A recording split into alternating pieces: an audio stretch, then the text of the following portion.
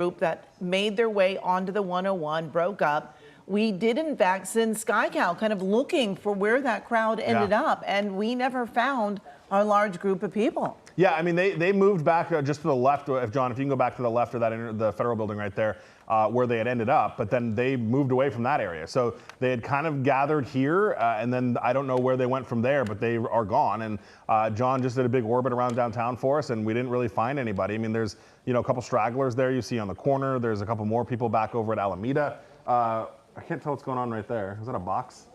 Yeah. So, Mike, the large crowd that we saw yesterday outside the federal building, they're just not here today? Yeah, and because the federal building is right where, I can't tell what they're handing out down there, but they got a box and they're handing a bunch of stuff out. I don't know if it's food or see maybe a water bottle in there, maybe just some snacks for the people that are protesting. Yeah, it looks like something, yeah. But wasn't the group that was at the federal building today, wasn't that the group that then marched onto the 101? Isn't that where they came from? Yeah, they did, and that's why I was trying to figure out where they went to, because that was a decent-sized group, and it was interesting to me that they just, I guess, dispersed. But I don't know if they ended up back over at Alameda, John, if that's where they kind of worked their way around to and ended up over there. John, can you show us where the building was yesterday, where we saw that large group up against the steps of the federal building? I think it's not far from here, right?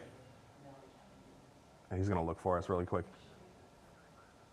Yeah, okay, so it's the other side of that building, and I don't think anybody's over there because you see all the traffic. And that's Los Angeles Street right there, right, Mike? Yeah, and that's you see Los Angeles and Aliso. Yeah. Right, and you see all the traffic moving just fine. You see just kind of run-of-the-mill, pedestrians going about their business over there. So, I mean, it looks like the remainder of them are back over on Alameda on the backside of the detention center near the 101 freeway. Yeah, at this time yesterday, Mike, those protesters were blocking the lanes of traffic just in front of that building there. So, looks like it's a very different situation today. You see traffic moving, and as the SkyCal kind of whisks around, are there any law enforcement members up there on the? They are. And not National Guard like we saw yesterday. Maybe one or two in those camouflage outfits, but these are back to federal law enforcement agents. These are not National Guard members that are there. These are federal law enforcement. So. But a smaller number of them as well as they gather there, and you see another person right there with a less than lethal, pepper ball or munitions there in case those protesters do come back. But such a different scene yesterday. Everyone's kind of going about their business today. And Mike, we've been concentrating so much on downtown LA. Have you heard anything in Santa Ana? Anything going on Michelle's down there. Michelle Geely is down there. Yes. It was getting a little heated for a second last we checked in. Yeah. I don't know if that has kind of calmed down a bit down there. I'm sure we'll check in with her in a bit. I don't see any aircraft. Like last night, they had helicopters just kind of never-ending circling that area as they were trying to make sure that they had eyes from above. I don't see that up there right now. There has been a Black Hawk from Department of Homeland Security that has been kind of looking around. They made a loop around Santa Ana. They're clearing out to the north now. They came out and checked downtown out. They're not hanging out there either. So, it seems things are much more peaceful today. This is the largest group that we know of in downtown LA. We've not heard protests kind of break out anywhere else. And I think part of the other thing too is that we haven't seen large-scale, immigration enforcement actions like we did Friday and Saturday. That was what really sparked all of this off. Now we have heard of a couple. We know that there was one in Ventura County today, in the Oxnard area. There was also one in the Paramount area, but they were quicker. They were a little bit more low-key than the ones we saw on Friday and Saturday, and didn't really give people a lot of time to get down there and protest. So while they are still happening, the FBI tweeted as much today, saying that they are still continuing the operations. They were a part of the one in Ventura County. We are not seeing them on the scales or the visibility, I would say, that we saw on Friday and Saturday, which is what really prompted kind of all of this reaction and response to everything. So here we are, 4:58 p.m., ending KCAL News at 4 o'clock. The 101 is back open after a surge of protesters made it onto the 101 freeway. CHP arresting the ones that didn't want to leave. The rest of the group has significantly diminished, and they are kind of back over near Alameda right now. This is what's remaining. You see everybody you see down here, this is all law enforcement. This is all California Highway Patrol finishing up processing the last remaining people. There you see them right there, all standing with the people that have chosen to be arrested. It was very peaceful. Nobody was violent. Nobody on law enforcement side. Nobody on the protester side. Everybody was compliant with what was being asked of them by the CHP officers. And now, as we get ready to join KCAL News at 5 on CBS Los Angeles, they are being boarded onto that Los Angeles County Sheriff's bus to be processed. We'll be joining here at the 5 o'clock hour in just a few seconds rather.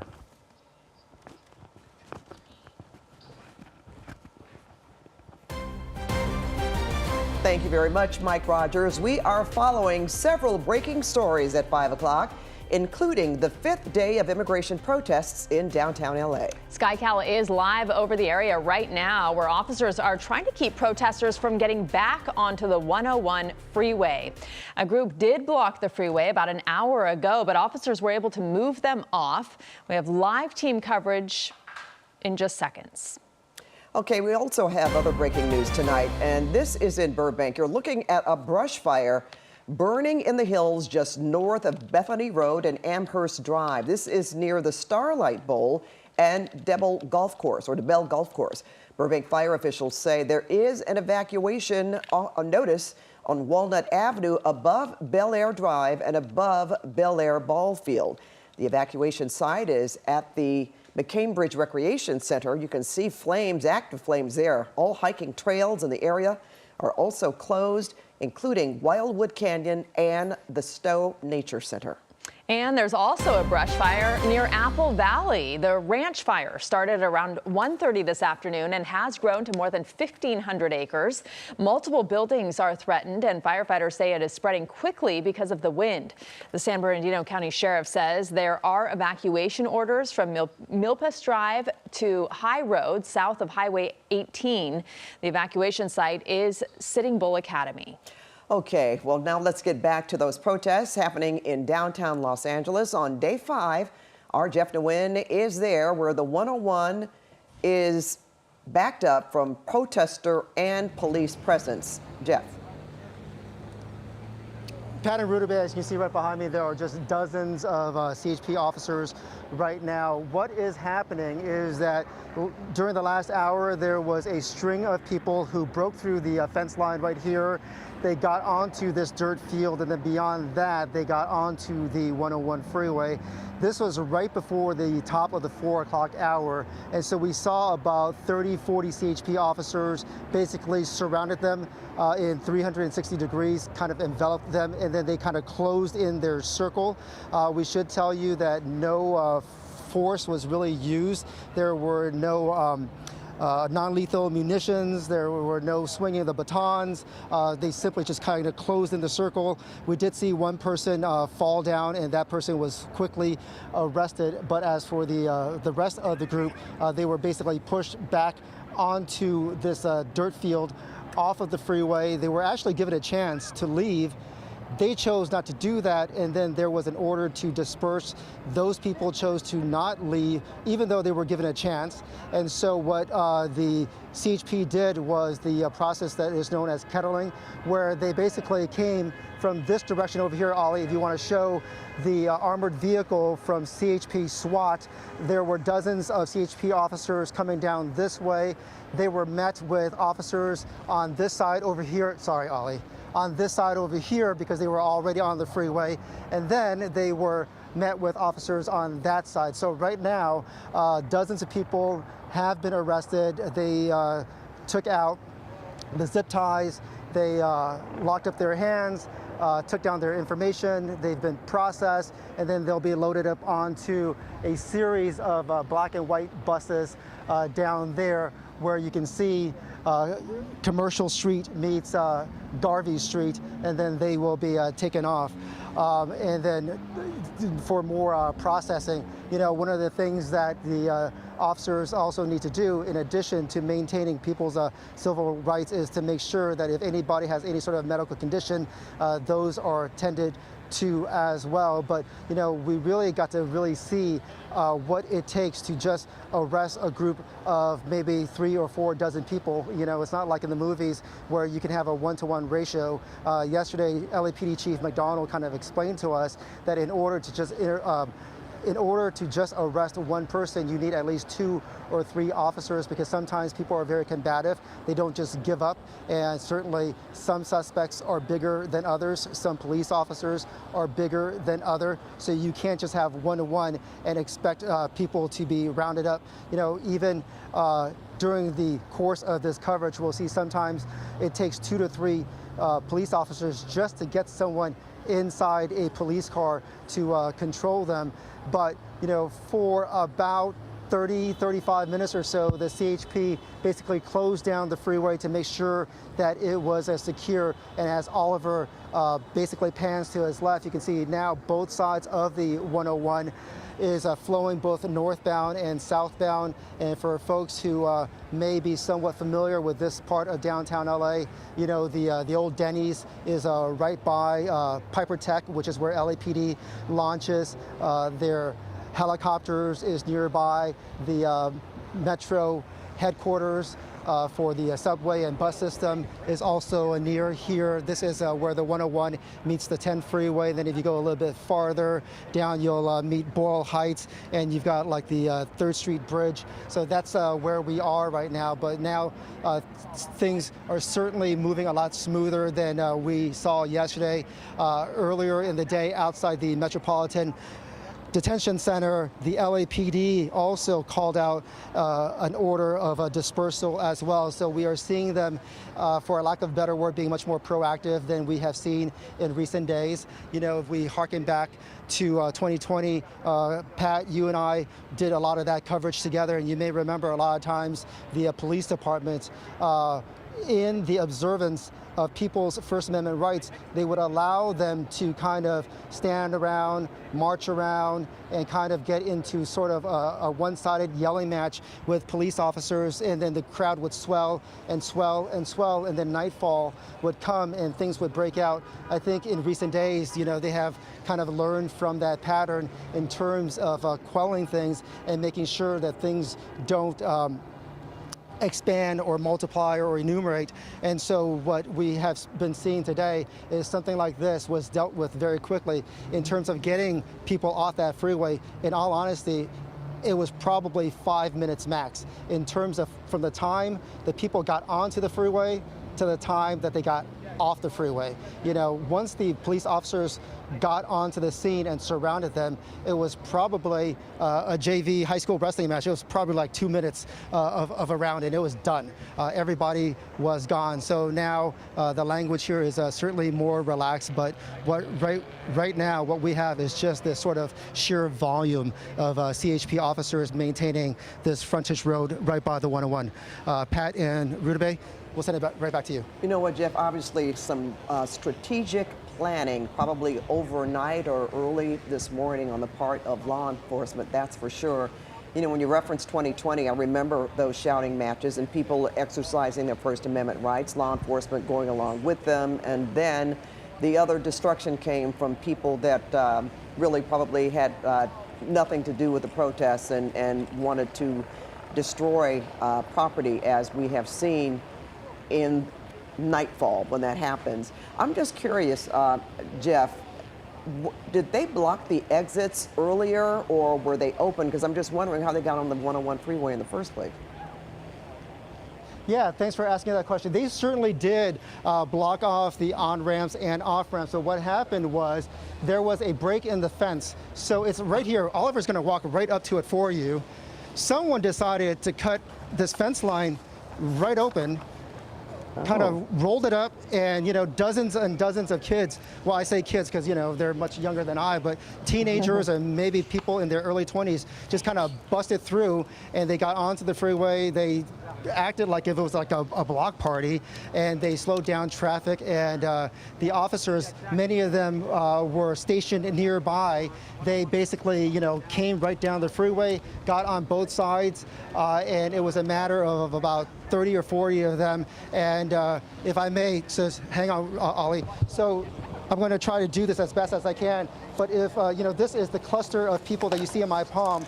The outside circumference of it was the CHP officers, and they kind of closed in and moved towards the direction of the fence line. And that was it. It was basically like a minute and a half, 2 minutes, done. They were out of here. Thank you. That's an excellent description as to what happened, Jeff. Appreciate it. Great demonstration there. And were the National Guard troops protecting ICE agents as they made arrests in LA?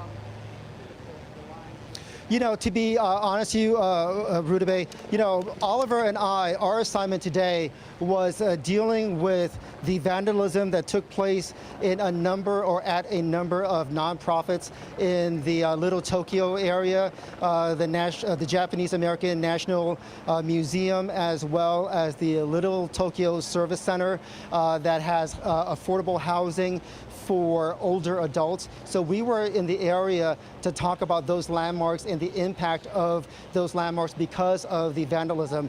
You know, for people who may be familiar with the Japanese American National Museum, it was founded in that spot for a very specific reason. During World War II, that is where Japanese Americans were picked up on buses to take to the internment camps, and that's why it exists there. So there are, you know, Pat, you kind of touched on it earlier, you know, there is a huge distinction between people who are demonstrating in earnest and people who are agitating. And so people who were actually demonstrating in recent days came back to volunteer to clean up that museum, but right now I'm hearing in my ear to hand it back to you, so please allow me to do that and we could probably revisit that later. Okay, Guys. we will do that, Jeff. Thank you so much. We want to bring Mike into the conversation once again. Mike, we're looking at, well, we were looking at a picture of so many protesters walking through the streets of Los Angeles. There they go, of downtown Los Angeles. Do we have any approximate number of people today, people yesterday? I mean, since this has lasted over 5 days. Right. Anecdotally, I would say the crowd today is smaller than yesterday. I would say each day the crowd starts to get smaller. I think part of the reason for that is because when they declare the unlawful assembly, they are quick with making the arrests. The last couple of days, they've not had the luxury of the number of people to be able to effectuate those arrests. Today, as to Jeff's point, they said it, and within like 10 minutes, it was happening. So it's quick when they decide to make the arrest. This group right here, the LAPD airship estimated about 200 people. They were walking eastbound on 4th Street. I think they just passed Spring, is what I heard John say. I can't tell what street. Main, John, is that what he said? Yeah, Main Street. So they're moving through there. The group is mobile, though. This is, I was wondering where we had a group. So there was the group that got onto the freeway with Jeff, there was a larger portion of that group that left. And the ones that got arrested were the ones that stuck around. So we were wondering what happened to that group, and we finally found them. They're here eastbound 4th Street through Main. They started this area kind of through the Civic Center area, and then we got really into like the core of downtown, which is why we lost them for a second in the tall buildings. But they're continuing to move eastbound on 4th Street. Peaceful at this point, but demonstrating and moving. There is an LAPD helicopter above that has eyes on them. I haven't seen anybody on the ground, you know, trying to stop them or to do anything else like that. But, you know, we're not seeing vandalism. We're not seeing things being thrown. We're just seeing kind of marching in the street with flags and signs. You know, I don't see many motorists. I guess, do they still have some streets blocked off, or have they been back open today since I'm assuming, well, business is still open in downtown Los Angeles? Yeah, from what I've seen and here's a good example. So watch, the protesters will stop the traffic. And that person doesn't really want to stop, but you see the protesters will come in here, they'll try to hold traffic. That person also doesn't want to stop. And then they'll just decide where they're going to march. And now it looks like they're going to make, what is that, a northbound turn, John? On this street right here, and they're going to continue to go onto Los Feliz Street, I think you said, John? Yeah. And so they're moving up here. LAPD airship's got eyes on them, and they're just kind of, you know, doing their thing and walking through. But to your answer, Pat, there's the cars that are still in downtown. Oh, Los Angeles Street, John said. I'm sorry. Yeah, a lot more cars there coming to a standstill now as they wait for this crowd to walk by them. You know, I noticed someone in the front there, holding up something over his head, and I don't know if it was some kind of not a weapon. I'm not saying that at all, but this guy looked to be a guy that was out really in front of the crowd, maybe leading the crowd. Have you noticed that, Mike? Yeah, I kind of saw that. There seemed to be some sort of, you know, kind of organization here. John will move a little bit forward. You've got that person in the kind of the white hat there. Oh, these guys are taking pictures as well. Yeah, I mean, the group kind of has like this, you know, I don't want to call it a leader, but somebody that's clearly like, hey, let's do this. And that's kind of the way they go. And that's how they've been just kind of making their turns, is somebody out in front will say, you know, let's turn here. And then the group just kind of, you know, goes with it and follows. And you saw a couple of those people trying to stop traffic as it pushed through. So again, about 200 to 300 people, according. Now they're saying, okay, police headquarters, a portion of police headquarters is getting tagged. That's not by this group because that's not near here, but the LAPD is still dealing with that. Apparently 2 people are over there tagging police headquarters right now. That's pretty bold. Yeah, well, yeah. I mean, they broke out the windows. So here's police headquarters, John. It was the PHF building, they said. and it was 2 people in black that were doing it. So we'll see if they see that. But they were putting out that call right now. And it looked like that street to the right of our screen here was blocked off by officers. That's what it looked like to me. Let's see if we get a wider shot of that. Yeah, they still have. Oh yeah, you have a little bit of a skirmish line right here on the street. There is still a lot of law enforcement. It is the primary area where they're kind of holding off all their police cars and everything is back over by the federal building, the Metropolitan Detention Center. But yeah, they do still have some cars blocked off, and you've got a line of officers standing in front of police headquarters. Because on the right side of police headquarters, right there, is where they were smashing out the windows with the scooters on, what was that, Sunday night, I believe. So I wonder if they called up even more law enforcement today. I know they wanted an additional 400, or they had an additional 400 by the time nightfall happened last evening. Yeah. But would you say, Mike and Rudabeh, that they are in different positions this time? They're in different places this time? I would say like that in anticipation of where, Right. people could yeah, possibly protest. I would say that they've gotten themselves in a position where they're able to mobilize very quickly. And what I've noticed today is less LAPD, to be honest, and more a lot of CHP today. I mean, I've seen a lot of California Highway Patrol officers today. Why do you think that is? Because they're the statewide agency, so they're probably where you can draw the most resources from. I would say when they ask for mutual aid from other cities and other counties, they'll get them, but not in high quantity numbers, because those agencies still need to patrol their own communities. The statewide agency you can pull from all over the place. Bakersfield if you want. Northern California, I mean, you can get them from anywhere. So we've seen a ton of CHP today. And when we do see the LAPD working these lines, we were talking about how much they exercised restraint last night, at least from the footage we could see. At one point, there was an officer who was hit by a bag, a woman's bag, when the line got really close to the officers there. And they exercised so much restraint. And they are trained so well to know these streets, to know this community, to handle crowds like this, to handle protests.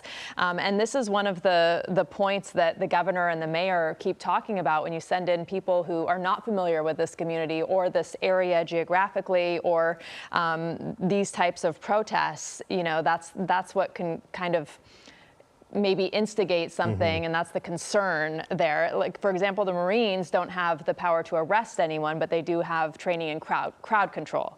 So, the questions going back and forth between Washington, D.C. and local authorities as to what the federal presence will do here. Right, and so far they haven't. I mean, even today, I had John look at some of the federal buildings where they've been posted up, and today we saw more federal agents than we have National Guard. I mean, I think we only saw at the federal building maybe 2 National Guardsmen. The rest was all federal agents. So now they're not. Now the National Guard's not even really at the federal buildings where they had been the last couple of days. I really quickly want to give an update to where Jeff was. California Highway Patrol telling us they've detained 67 people at that location, which is a lot. I mean, you look at the numbers on the first couple of days. I mean, even though the more chaotic days were Saturday and Sunday, Saturday I think it was like 27 arrests. Sunday it was like 24. I mean, yesterday was 40. Yeah, and so the numbers are starting to grow because law enforcement has so many more resources and so much more ability to essentially mean it when they say it, that we're going to arrest you. Saturday and Sunday, I mean, they issued unlawful assembly orders starting at like 3 o'clock. But we're not able to make arrests for a good several hours because they were just so overwhelmed, didn't have enough people, overwhelmed by the crowd. Now there are so many law enforcement officers here that when they say it, they're going to do it, and they did it. And now CHP telling us they've detained 67 people. Okay, guys, here's the other question. When I listened to the president today, people all over the country are obviously seeing pictures, a lot of our pictures, by the way, showing people being destructive. In particular, that guy that we focused on from our chopper last night, taking that sledgehammer out and chopping up the sidewalk, the curb, to get rocks. When you think, well, I don't know who could have necessarily stopped that at that moment, even if, they were spread out. Our law enforcement was spread out, but that's big confrontation, How would they do that? You'd have to be there to see it, and if you were there, that probably wouldn't happen. Yeah. Just like the cars, once you set them on fire, you have to let them burn or put them out. And we couldn't get the fire department in there. So I'm just trying to strategically ask the question, and what difference would it make, even if you had National Guard or Marines out on the streets? like that. Yeah, I mean, I think there's always going to be an element of the group is here and the police are here, right? They're never going to be intermingled like that. And I think when you're dealing with this, I don't even want to call it civil unrest at that point. That was just, people being destructive, vandalism, and people being destructive. There's just an element of that. Unfortunately, that's going to happen. And no matter how many cops you have there, if that person's mixed in the crowd, they're not going to advance that far down the street. Remember how far away those cops were last night? They would to get that there one were a lot person. Of them, but right, they were in a to get that area. one person, they would have essentially had to bolt down the street, and then it becomes, is that safe? What are we doing with the rest of the crowd? Are we covered behind us? So it doesn't operationally and tactically, it doesn't always make sense to just go in and get that one person with the hammer. And we will see what difference tonight will make as well in terms of deployment, because they did go back to the same area. They hit that T-Mobile store, right, and Adidas. I imagine tonight, well, it's boarded up anyway, but I imagine they will be more spread out to protect some of the businesses. Right. Okay, we want to check back in with Jeff Nguyen. He has been out there as these arrests were made on the freeway. Jeff, what's it looking like now? So Rudabeh and Pat, we walked about a quarter mile from where we were on that frontage road on Commercial, and now we are at the corner of Commercial and Alameda, and Oliver's going to show you this crowd right behind us. There is a number of demonstrators right here at the corner. So on one side, you've got Commercial, you got the other side, you've got Aliso, and many folks have been very familiar with this sort of area in recent days, because this is where the federal detention center is. Earlier we saw a number of people getting into, again, that sort of one-sided yelling match with LAPD. Earlier, LAPD did give out the order to disperse here. So right here we have a combination of both CHP and LAPD on this side of the intersection, and then on the other side you have some CHP officers kind of preventing more people or preventing the odds of people getting back onto the freeway. So these demonstrators out here are clearly outnumbered. We are seeing some of them leaving in the last few seconds or so before you came to us. But I think Rudabeh, you might have been asking me earlier about some of the white buses that were out here. I'm going to ask Oliver to kind of be careful, because we're going to pan and try to avoid showing you some of the profanity that's on the wall. So he's going to keep the angle a little bit low, then he's going to go down there. But behind all of these CHP units is where the entrance to the VA as well as the detention center is. Ollie, you're going to want to have to stop right here if you don't mind. And then earlier, Ollie, come over this way a little bit. Here, I'll help you, bud. Just slide to your right, slide to your right, slide to your right, slide to your right. And then Ollie's going to show you that white bus that was brought in. There has been a series of buses like that since about 1:30, 2 o'clock or so. So they have been really prepared. And then before they utilize that bus, Ollie was going to rotate this way a little bit. Stop right there. And they've got that white truck with the loudspeaker, and they'll use that to inform people of the order for dispersal. But as Ollie walked in this direction, you can see all of the LAPD officers out here in their riot gear. And then you've got CHP moving the crowd along Alameda away from the freeway. So you've got this sort of a joint effort where LAPD kind of secures this street, and then CHP dealing with the folks closer to the freeway. Part of that too is in terms of just a force multiplier. In addition to being a force multiplier, CHP also come this way, Ollie. It looks like they're arresting somebody on the curb right there. So you'll see this movement of police officer, Ollie, right at the corner where you see the Toyota Camry, I believe, the dark Camry. You see right by the front right side wheel well, there is someone being detained underneath on the pavement over there. People were being told to disperse. I don't know what led to him being arrested, but at some point they'll probably prop him up, get him up off the ground after they've secured him. But certainly, sorry, because the officers are kind of blocking our view, but certainly someone being detained right now. But when we first started this live shot about a minute and a half ago, certainly this overpass was covered with a lot more people, and at this point, a lot less. One of the senior officers out here, as well as the sergeant, grabbed some sort of plastic bag. We're not sure what's filled in inside that plastic bag, but chances are the senior lead officer decided, that's a hazard he doesn't want there, and the sergeant also made sure that that bag is away from anybody. But that's the latest right here, overlooking the Alameda overpass, overlooking the 101. We'll send it back to you.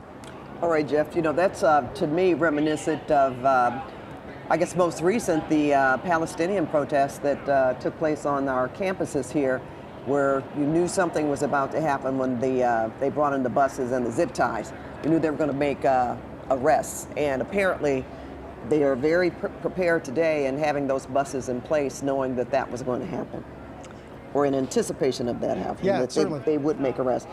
Looking at this picture from SkyCal, Jeff, we see they have formed a line, law enforcement behind these protesters that were marching on, Mike might know the exact name of the street where they are. Right now, over the freeway, this is, I believe this is going to be... This the overpass? Yeah, right there, the overpass. I see Commercial Street there.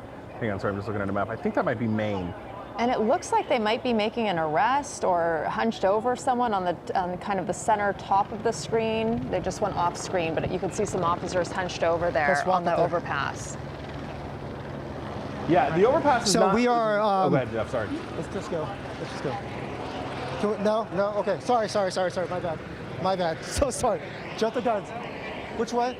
All right, Jeff's coordinating with law Sorry, my enforcement bad. which way they're supposed to be going there so that we don't get into any kind of situations. Earlier, he was there with CHP. This is the much larger group here that is just moving one to the south of where that other group was. And that intersection, I believe that's going to be, let's see, is that Maine? Yeah, that might be Maine or Los Angeles where they're at right now moving. So it is still that pretty, decent sized group that is moving through there, which is, how kind of things, started yesterday when they all kind of started merging together here along the 101 freeway. But yesterday, the officers had the 101 blocked. They didn't let them get into the Chinatown area, and now we're right back in front of the Federal Building, which is where we were yesterday as well.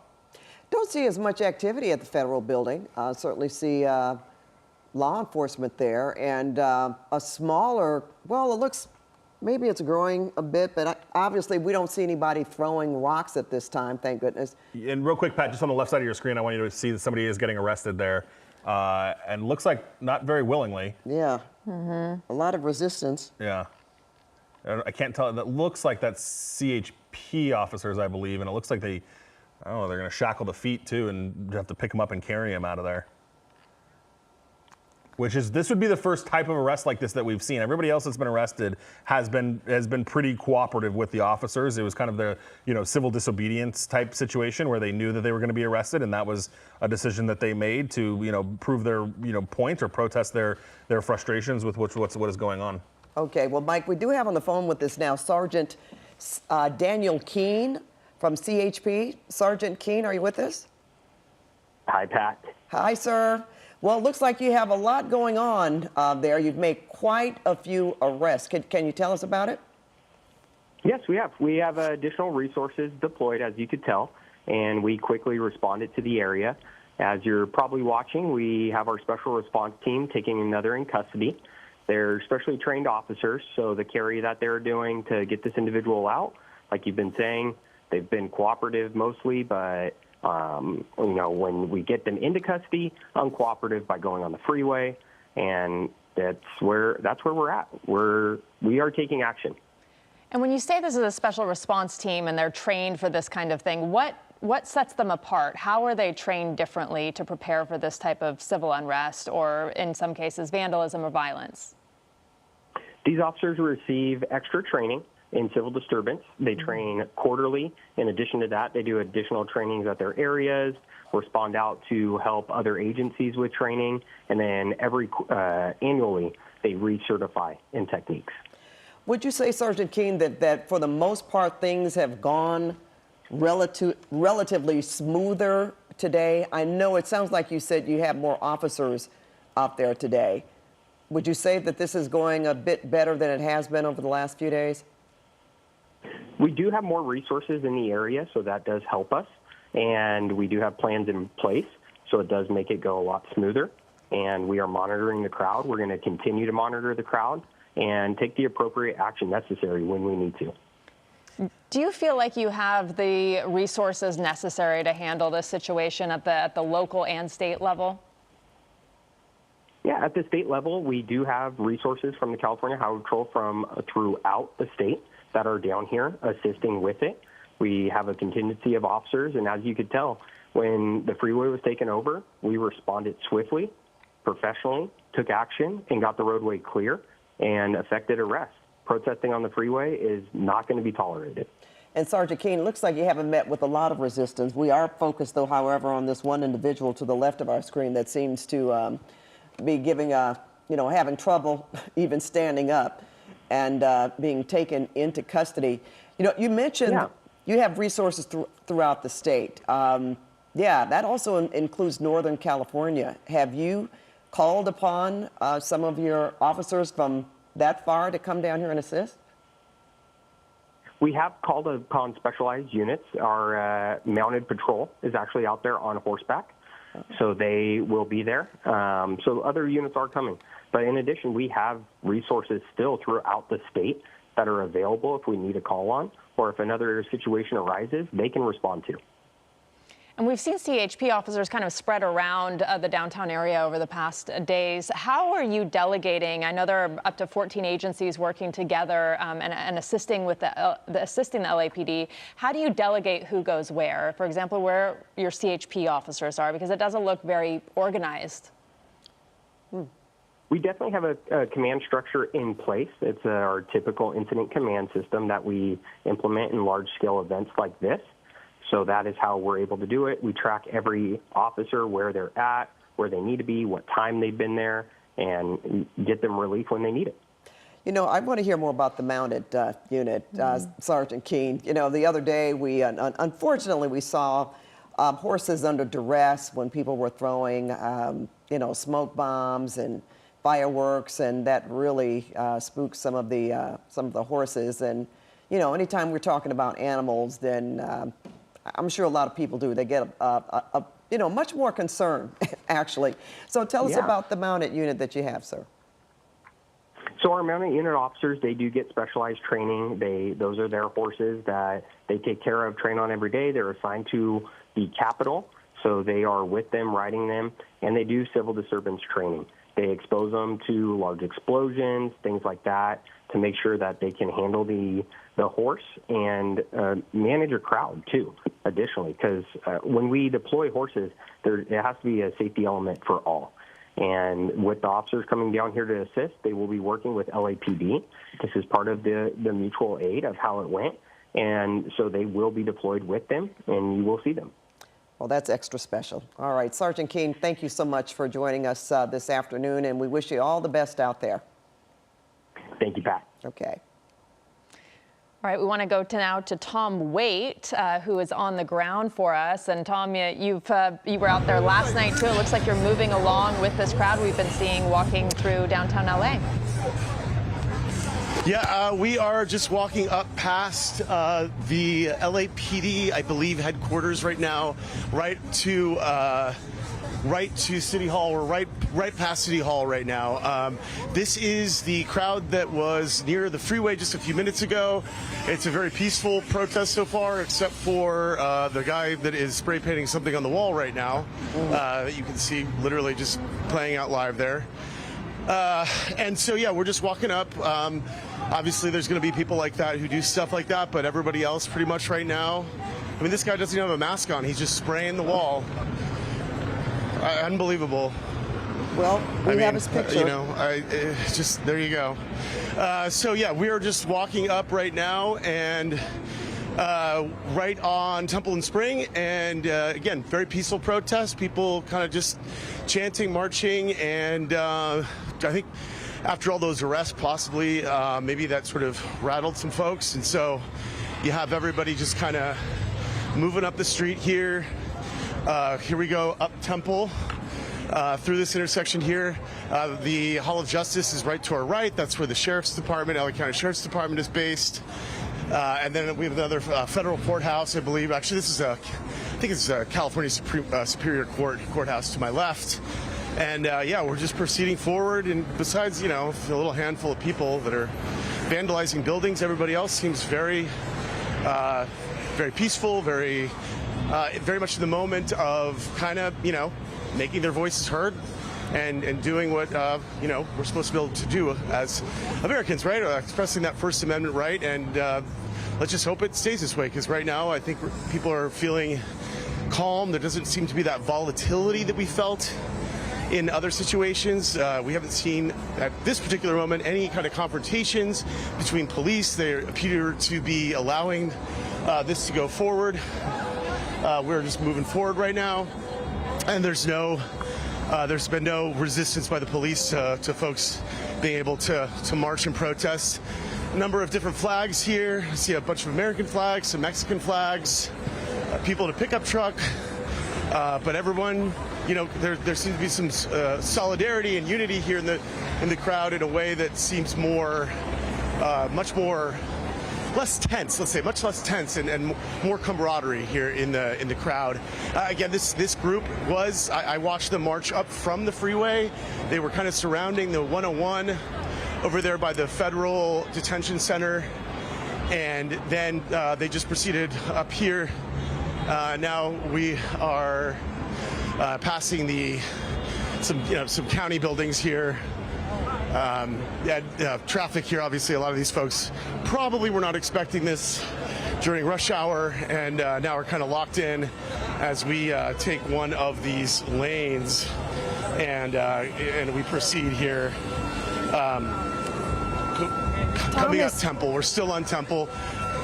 Go ahead. Do you get the sense that are they trying to end up somewhere? I think I asked the same question yesterday about, from protests past, we've seen people meet at a certain place and they listen and they get encouraged. There's somebody with a megaphone generally, and they end up somewhere, if you see what I'm trying to say here. So I'm just wondering, right. Is that the case? Yeah. Or people, they just, they're walking, and if they make a turn, then so be it. But it's not necessarily that they're going to end up in a particular place where they can all rally together. I'll say this, Pat. I don't know where they're headed, but I will say it seems more organized than it did before in other times that I've covered this. And it seems more the focus is on marching and protesting.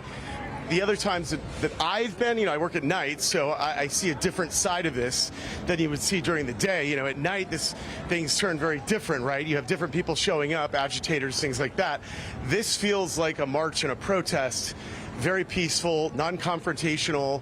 I don't know that there's really a lot of organization to it, but everybody's sort of just following this column of people right there through the street, and we're passing the county supervisor's building. That's where they meet there. Mm-hmm. And you see the folks there. Yeah, just very, it kind of reminds me, we keep talking about the George Floyd protests, but this reminds me a little bit of that in the sense that it's just very much a crowd of people kind of sharing the same beliefs and kind of, chanting, cheering, or just walking and talking to each other.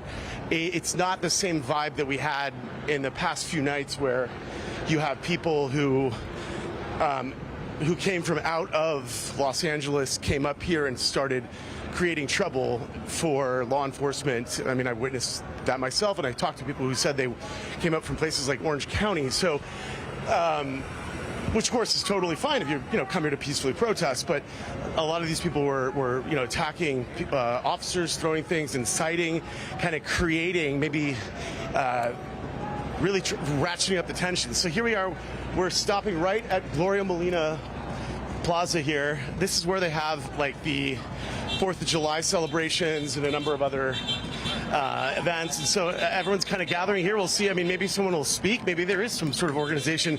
All this sort of just came together as we were walking from the freeway area, from the 101.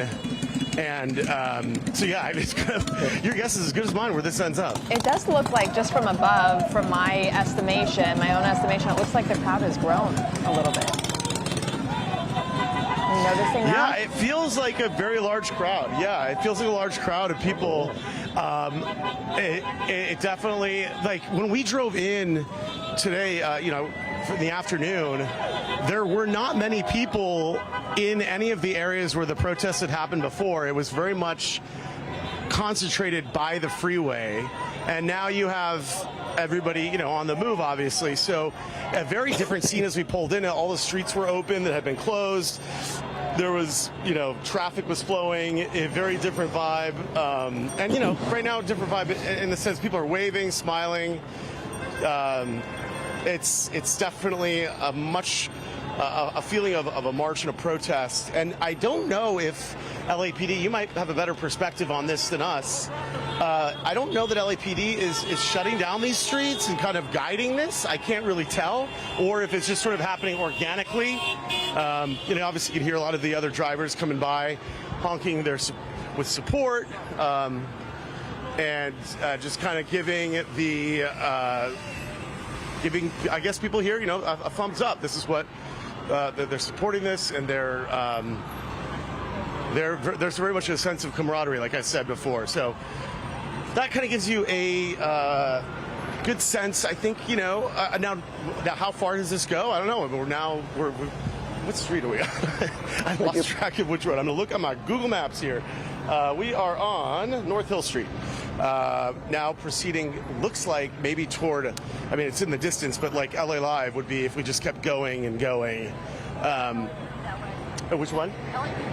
Or LAPD, but I was saying LA Live is, down, but that's quite a distance from where, but that's sort of the trajectory right now. We'll see where that ends up. I would imagine LAPD probably now is maybe, trying to find ways to direct the crowd and focus it so it stays, because I think that this is an easier way to manage, obviously, like an unplanned march. This was not something, I don't think, that was permitted. I'm going to go out on a limb here.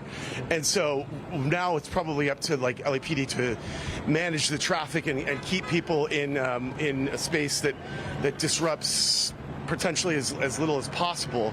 But just again, I want to stress just how peaceful and calm the crowd is, and just kind of marching through, and I think just trying to make a statement here. Obviously, it's been a really tough few days in Los Angeles, so go ahead. Sorry, Pat. No, I was going to say, we've noticed that. We've listened to you, and we haven't heard any yelling, screaming, or anyone really moving fast. They seem like they're walking with the purpose in mind, as you talked about some protests of the past, where that's what they're doing, to bring attention to why they are marching. But we don't see the, I would say, the emotion that we've seen over the last few days, the ramped up emotion. And you see some people on the outskirts of this line here where there's the opposing lane of traffic, and they're trying to keep the crowd in. They're trying to kind of organize among themselves and not let it spill out onto the other opposing lanes of traffic.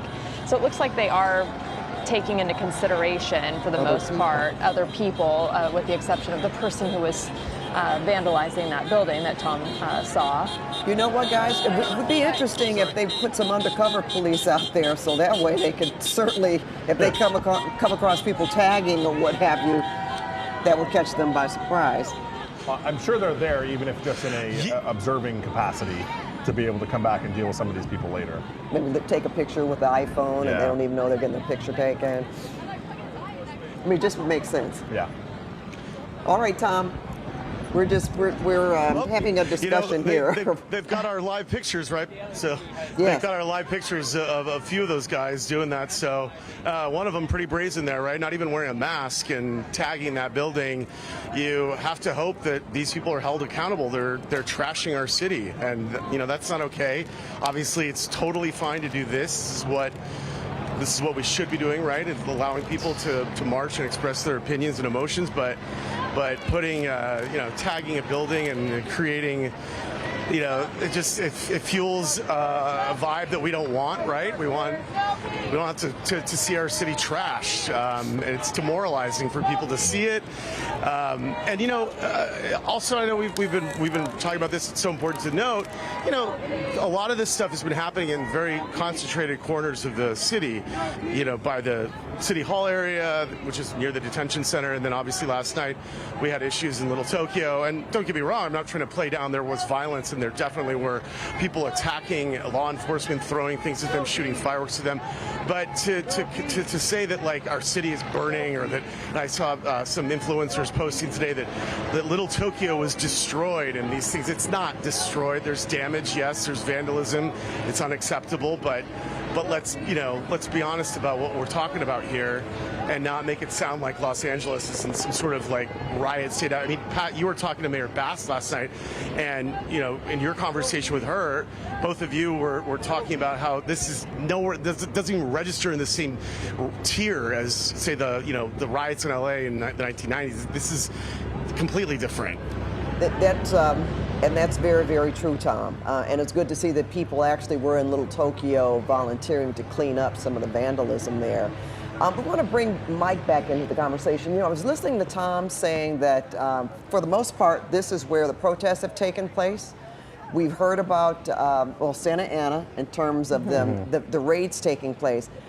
I'm wondering, can you confirm, you mentioned Ventura County. I heard they were actually out, some of the ICE agents were in Camarillo going after some of the field workers there. Can you confirm that? Right, we had seen some social media reports of that. The FBI confirmed that they did do an immigration enforcement action in Ventura. The FBI would not get more specific as to exactly where they conducted that operation, and I can actually read you the tweet from the FBI if you just give me 2 seconds, and I'll tell you exactly what they say.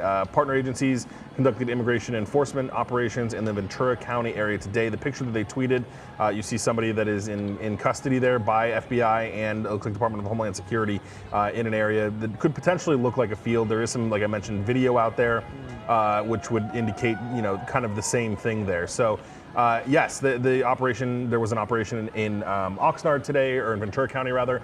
There was also one of our colleagues has video from a family member of another operation happening in Paramount this afternoon at a Home Depot.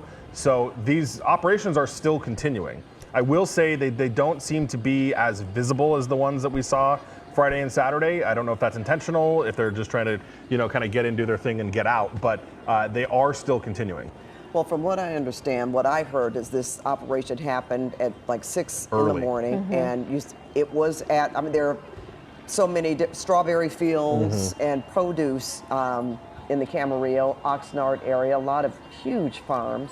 So, we haven't heard much about it, obviously, but I bring that up because of just the different areas that they're going to, and the people that up until this day, we still don't necessarily have an explanation as to who is being picked up.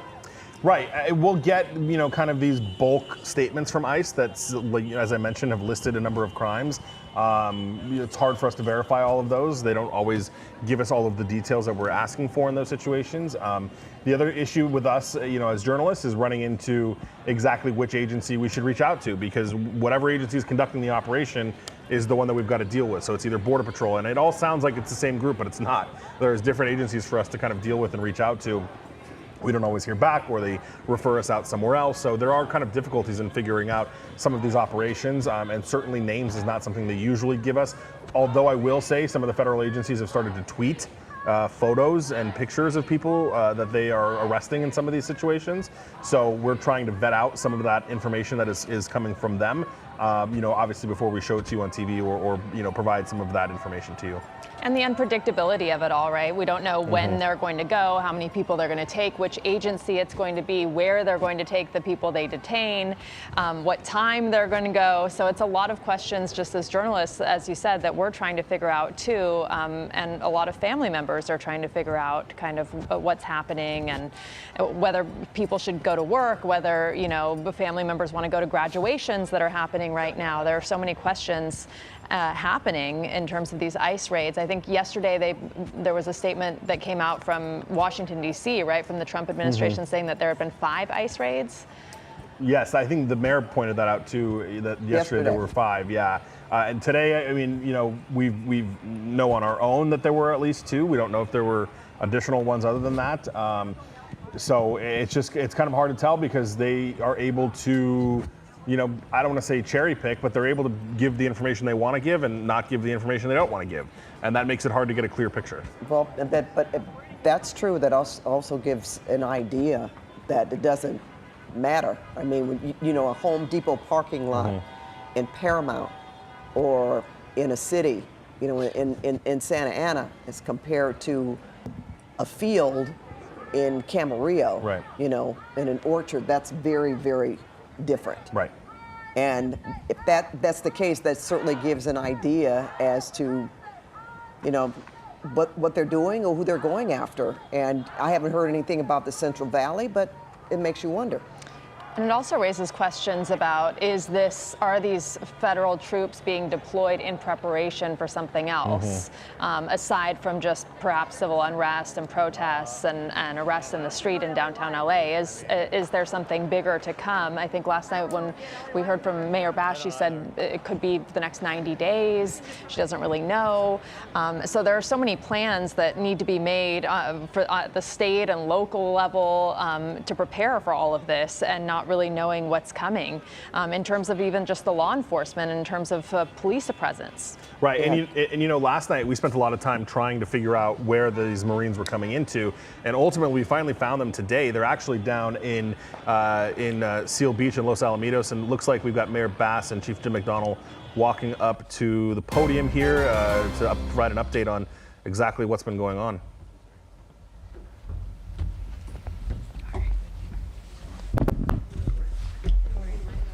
Yeah, good.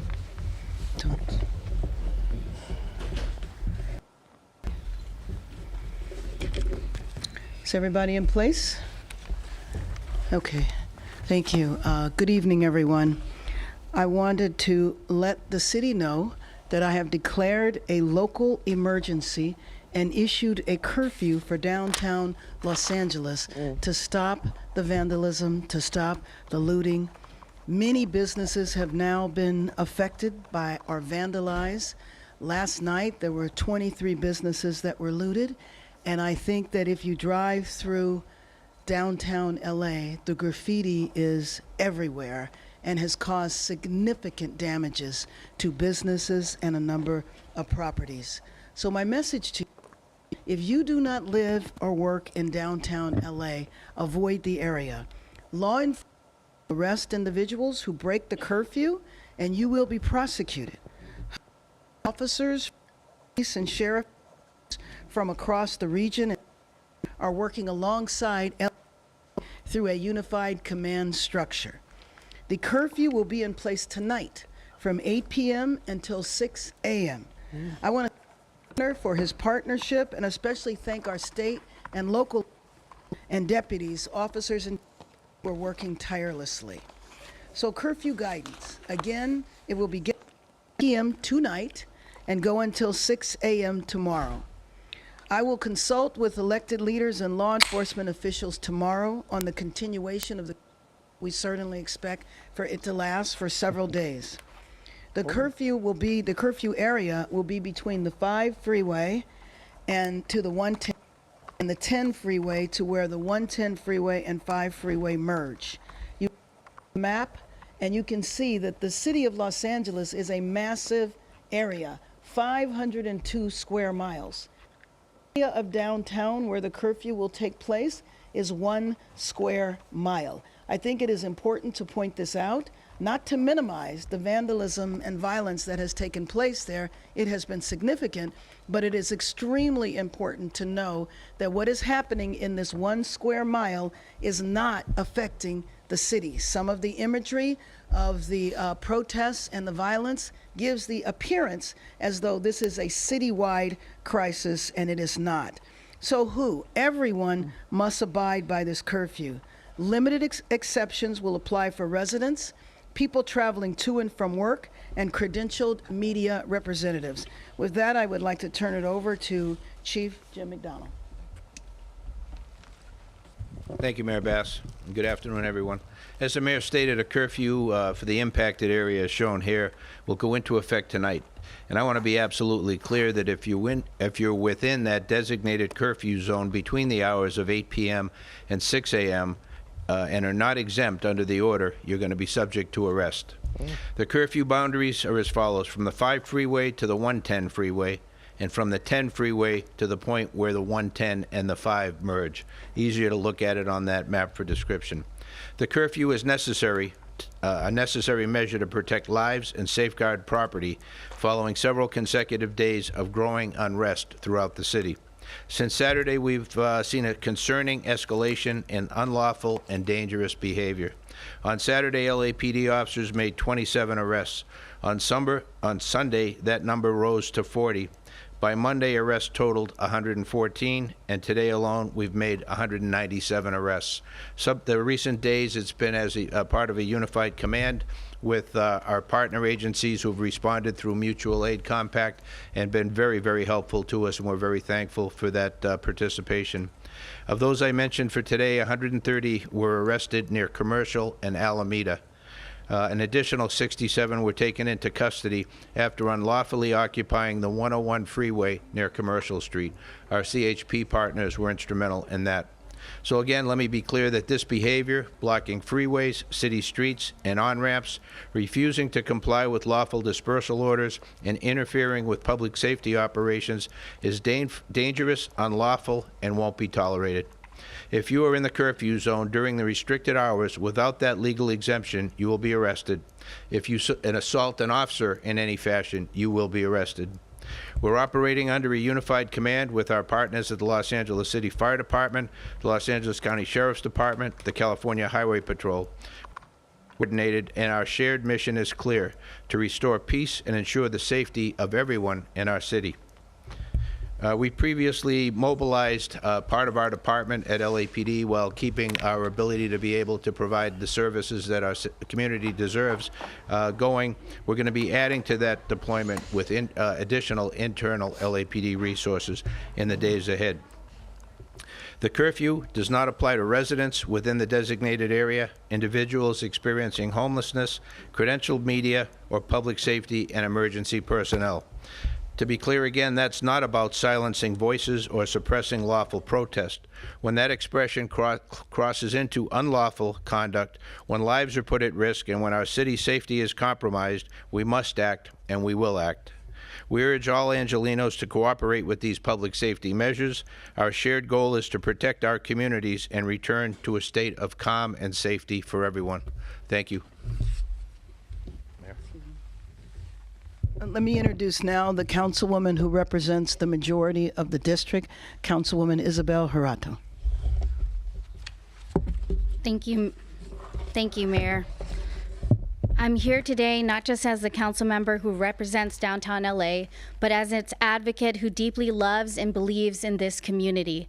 The history of Los Angeles began right here in downtown, where 200 years later, the grouping of historic neighborhoods remains the beating heart of our city, a place with rich culture and deep community.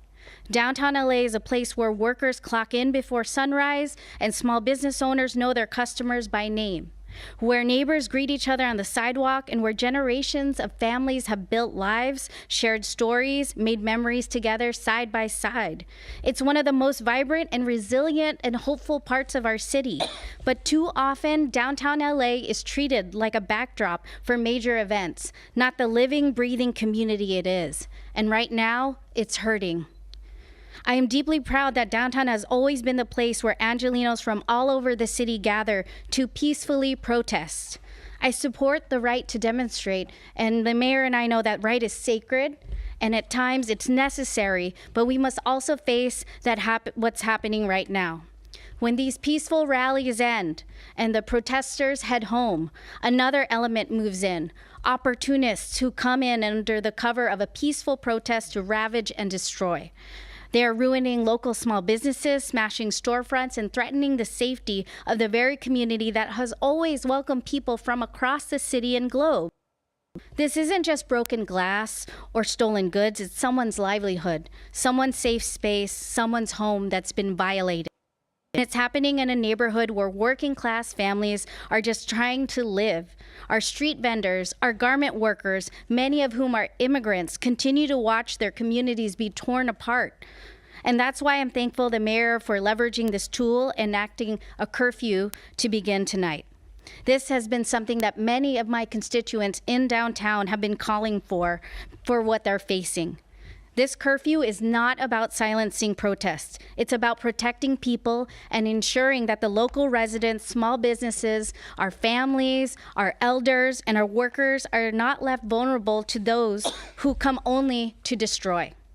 What happens in downtown reverberates all throughout LA, and when we protect downtown, we protect our city. And we're investing in its future, and we invest in our shared future. So to my colleagues and to our residents and everyone watching, downtown LA is not just a center for the First Amendment expression, it's a community. It's a home, and the people in it deserve our protection and care.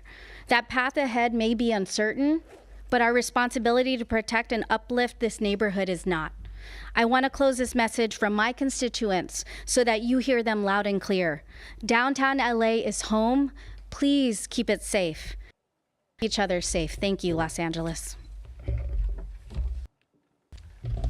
Thank you very much, Councilwoman. I'd now like to introduce Nella McCosker, who is the CEO of the Central City Association.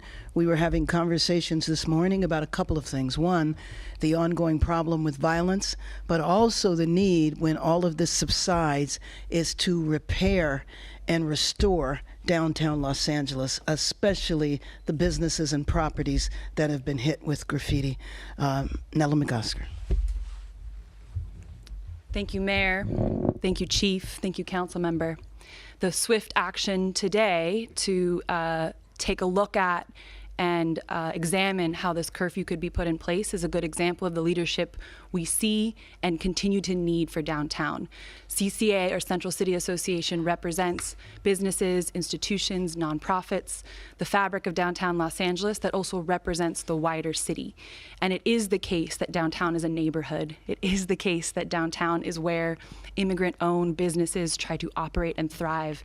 And so we can differentiate between downtown being a place to gather, to have your voice be heard, to peacefully protest, and the actions that we've seen each evening since this occurred in the last few days. So thank you for applying this tool. There are others certainly that we could look at as well, but hopefully Angelenos rally together in support of this really important section of our city because of the symbol and of the benefits it provides to everyone across Los Angeles. Thank you. I'd like to open up for questions, but before I acknowledge Dr. Earl Suthers, who is the president. We'd like to welcome our viewers to KCAL News at 6, and we are in the middle of a press conference given by Mayor Karen Bass. The problem is that we don't know how long these raids are going to go on. If they're going to go on for 30 days, that's what the rumor is. And if we want to see our city peaceful again, I will call upon the administration one more time to end the raids. With that, let's open it up for questions. I have a question for Mayor Bass and for Councilmember Jurado. For the mayor, what changed today that made you think that the curfew was now necessary? Last night was definitely not the first night where graffiti and vandalism and some violence were happening in the city, so why did you decide now that it was time for the curfew? And for Councilmember Jurado, after you called certain elements opportunists, ravaging and destroying the community, one of your staffers was arrested downtown, and now there's a curfew in your district, and I was wondering if you could speak a little bit to that and how you're feeling about the situation with one of your staffers. Let me just say that a curfew has been in consideration for several days, but clearly after the violence that took place last night, 23 businesses looted, and just the extensive, widespread nature of the vandalism, we reached a tipping point and declared a state of emergency and called for the curfew. Oh, I'm sorry. Thank you for that question. Yes, I'm aware of what's happened to my staff member. They're on unpaid leave right now. I hold my staff to the highest standards while I wait to see due process, and so we'll see the outcome of that. But I see that as separate and apart from a reaction to what our constituents want in the city and how this type of opportunism has escalated between yesterday and the day before. And, you know, frankly, I admit my humility here and my beginnerness in that I'm new to downtown, but our downtown stakeholders have seen this multiple times over and had to basically develop their own strategies. And they saw the warning signs of how this could get worse. And they knew from past experiences that curfews have been ways in order to stem this and to calm the city once again. And it's but one tool that we can execute at this time.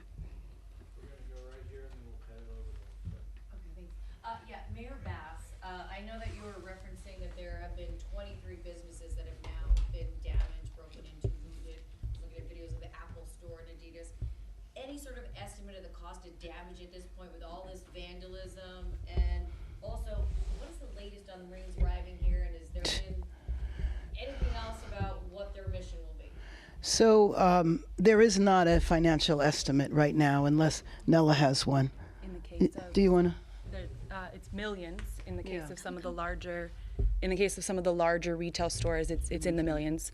But I don't know of the 23 what the total is. And I think it's really hard to estimate the vandalism from the graffiti. It's just widespread. I know that you have seen it. And as far as the Marines arriving? Oh, I'm sorry. You did ask that question. Who knows? I mean, I don't know if you know, Chief. I mean, the bottom line is that we're not told. Basically, we have to operate on rumors. So rumor has it that there's 700 Marines that are going to come here.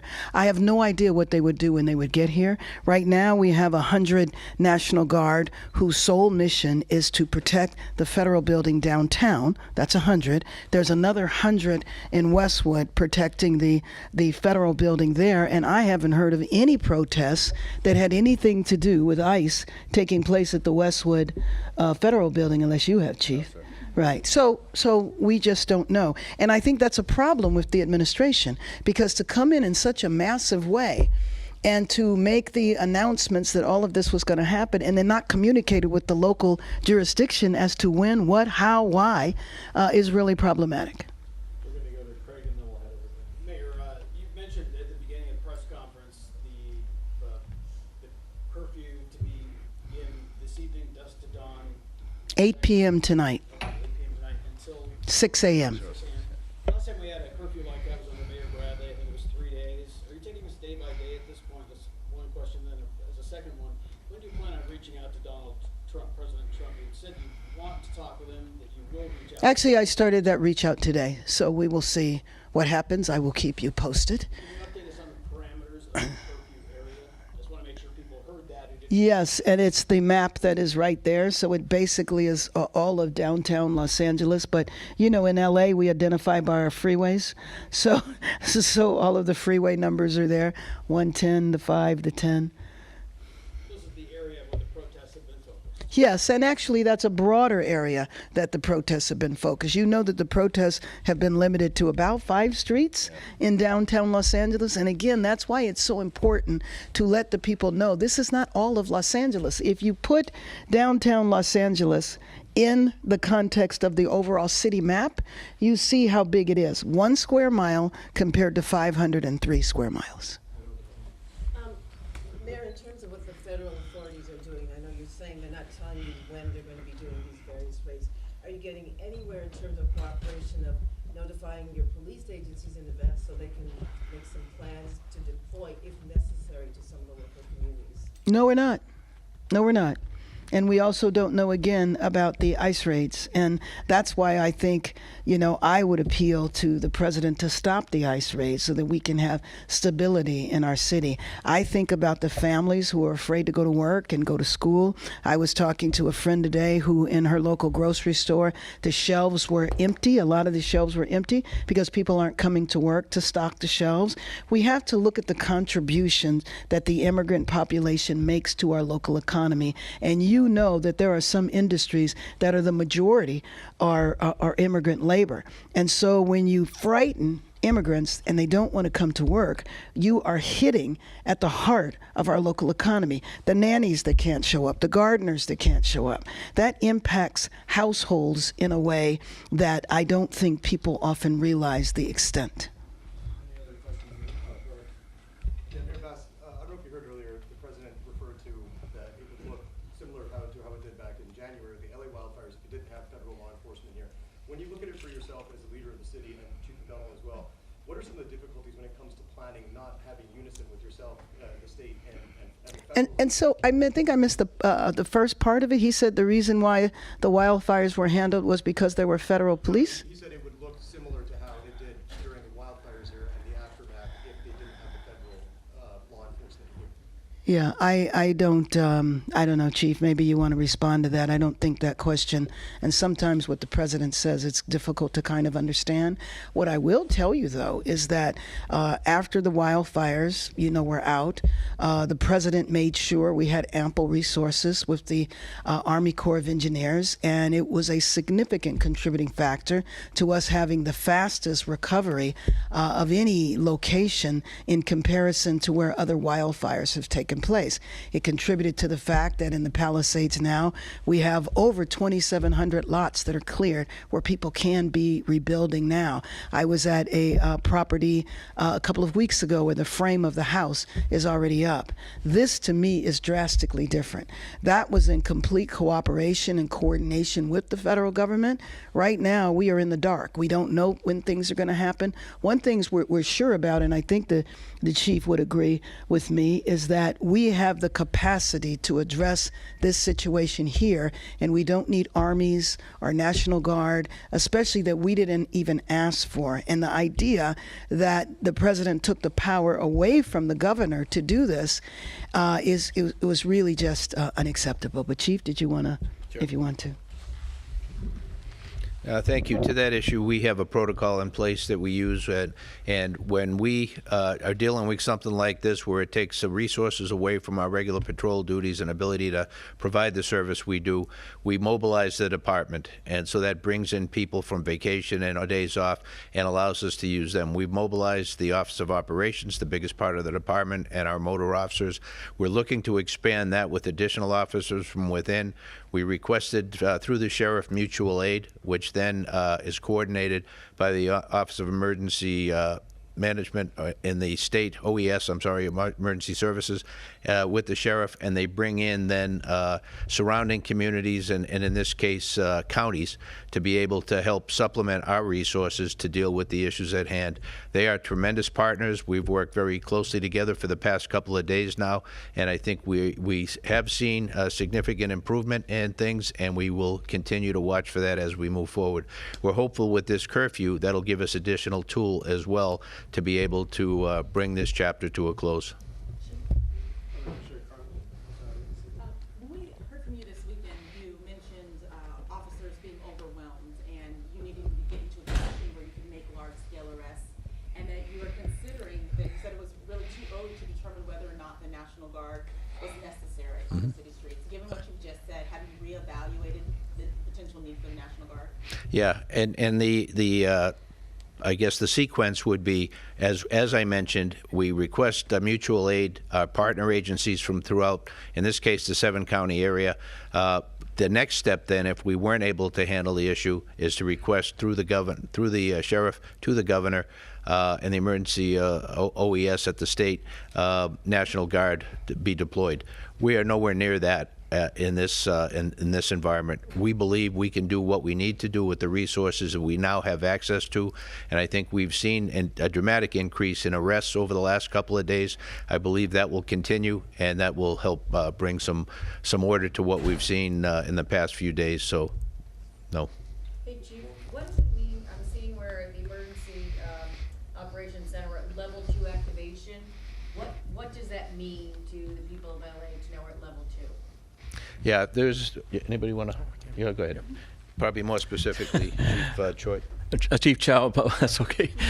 Blake Chow from Office of Special Operations. So just like our Department of Operations Center across the hall, when we get into a emergency that needs to be managed, the EOC can be pushed up to a level 2, and that means all the other city departments that work for the mayor come in and have a rep here, and we're able to coordinate city response to anything that's going on within the city.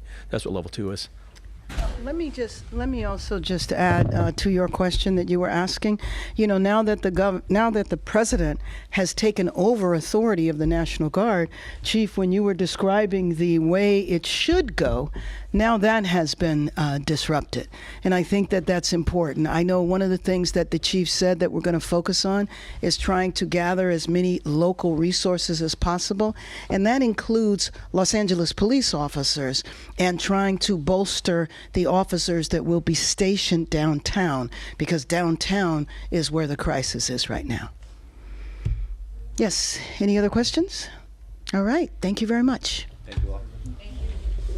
All right, you've been listening to a press conference by Mayor Karen Bass and Police Chief Jim McDonnell, as well as other representatives from the city of Los Angeles.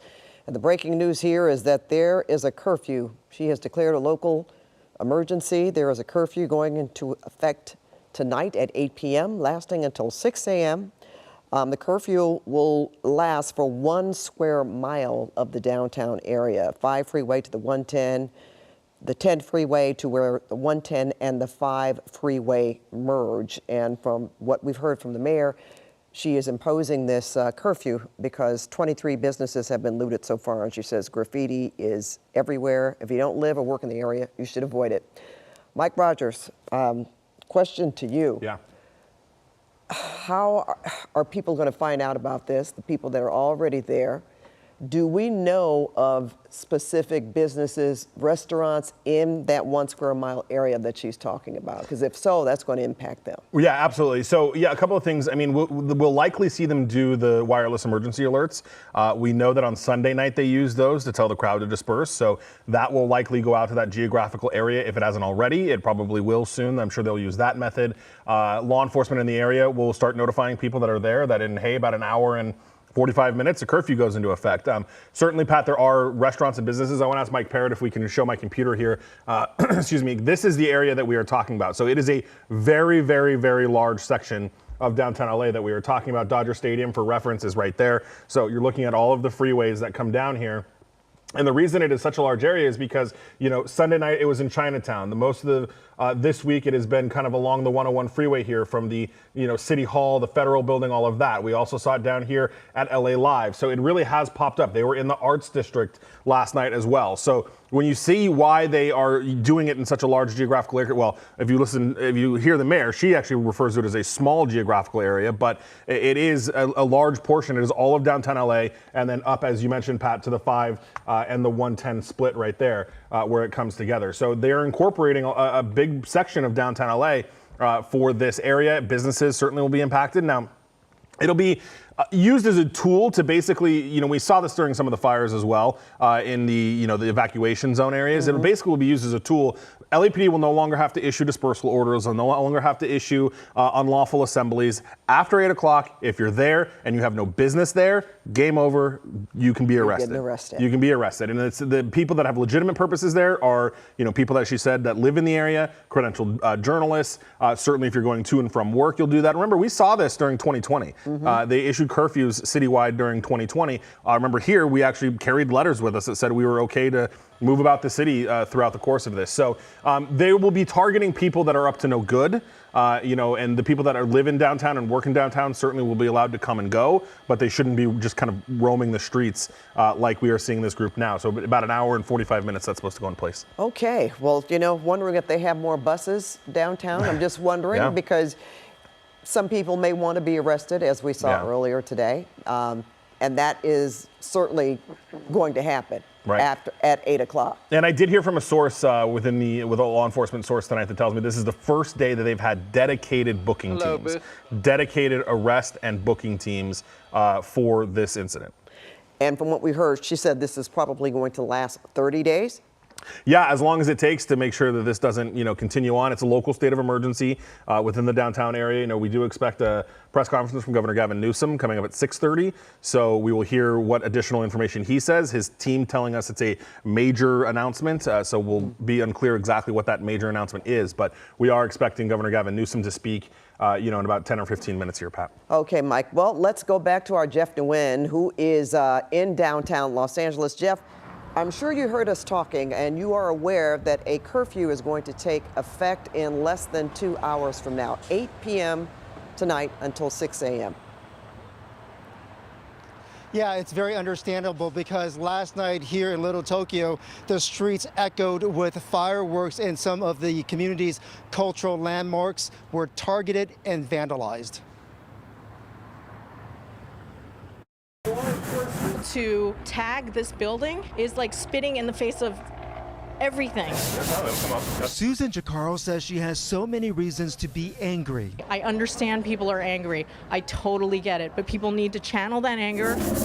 She and this group of people took part in the demonstrations against the ICE operations in LA, but they condemned the violence and vandalism against landmarks like the Japanese American National Museum in Little Tokyo. Gina Hong Thompson lives at the Tokyo Towers. She had to rely on her dog for comfort as fireworks echoed around the affordable housing complex for older adults. I feel like it's some war. I've never been war. The images of disturbances scared her children who live locally and out of state. What were your children saying to you? Mom, don't go outside. That's because coverage showed this burning car outside the church attended by a number of people who live at the Tokyo Towers. At the Little Tokyo Service Center, staffers pleaded with people Monday night to not vandalize the complex that also provides affordable housing. A lot of the work that we're doing is just letting people know that Little Tokyo is a home to people, and that's like kind of what's most important to for people to know. Back at the museum, fencing went up Tuesday. What's the significance of this courtyard?